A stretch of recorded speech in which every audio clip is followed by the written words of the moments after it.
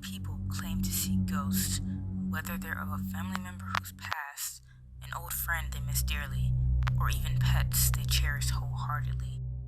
Many of these people will be written off as crazy, or even ignored completely. But is there not some truth to their claims? I, for one, believe that there is, and in this recording, I'll be going over and explaining the ghosts, or better yet, the souls of the burned, and their many sightings. People call them souls of the burned, as they believe these ghosts represent the souls of those whose lives were lost in fires. They're not seen very often, but many people claim that they've seen these figures from the corners of their eyes, or even straight on, but from a reasonable distance.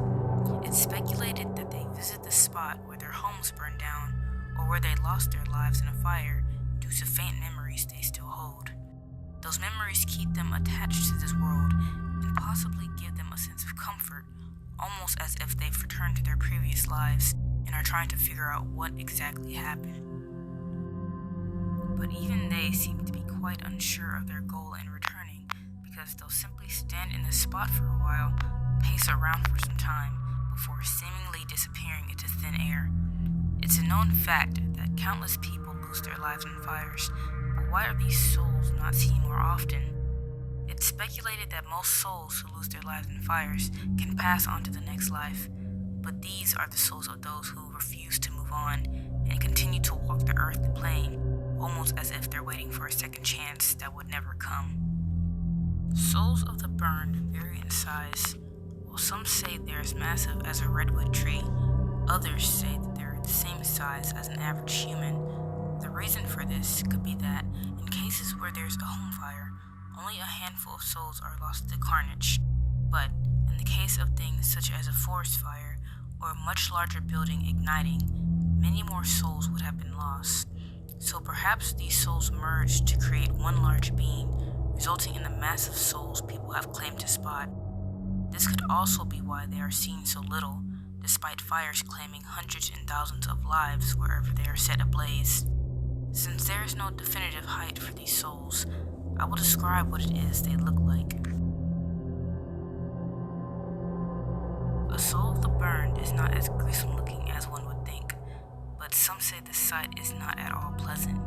They're all skin and bones, with their bones protruding out of their gray leathery skin, and they have close to no meat on their bodies. In place of their nose and eyes are pitch black sockets that seem to stretch even farther than just the back of their skulls.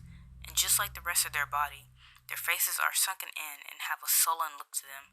They have no hair and no mouths, yet it seems that a white foggy mist appears from where their mouths would be located, as if they are breathing or speaking, despite there being no indication on their chests that they are taking any sort of breath. Their arms are elongated, being able to reach down to their knees, and their hands and feet look as if they burn whatever it is they touch, not severely, but the longer they touch something or stand in one spot, that surface will slowly begin to burn and blacken. This can also be the case for their skin altogether. No one has been able to get close enough to these souls in order to touch them, but if you're within a certain distance of one of the many larger souls, it's said that the air around you would feel as if it was getting hotter, so it's safe to remain a considerable distance away from them. Some have even stated that they've made eye contact with one of these souls, and they seem to appear harmless and docile even upon spotting a human. Despite these sightings not being the most common, they still happen on occasion, and thanks to this, I was able to gather a piece of information that no one has been able to document, and that piece of information is what this soul sounds like. I'll play it now.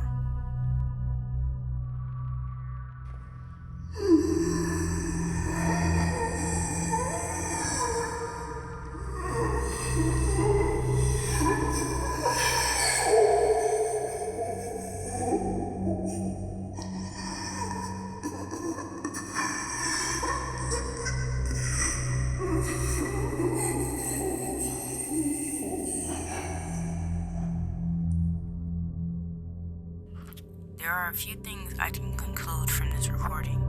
One is that these souls are still currently suffering the pain they suffered upon passing, although it does not look as if that's the case. Perhaps there is a way to help them pass over to the other side and and finally allow their souls to rest. Another is that maybe there is some sort of way to communicate with these souls. I am unaware if anyone has tried, but if speaking with them is possible, then perhaps I can document more knowledge on how to allow them to pass. But first, I'll have to wait for another one to appear before me, and who's to say how long that will take. I've returned, and I finally discovered a way to allow these souls to pass on to the next life.